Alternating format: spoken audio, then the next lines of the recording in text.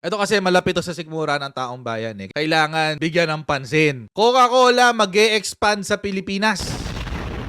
Mag-i-invest pa sila ng dagdag na $1 billion.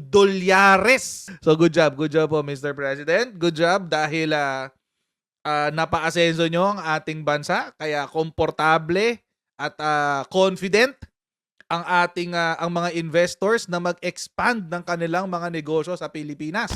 That's good. Buti naman. Oo. So in the next 5 years, mga Kojero, mag-i-invest sila ng a total of $1 billion. Laki nun guys ha? $1 billion to increase its operation in the country and seize opportunities in the domestic market and the country's large and young consumer pool.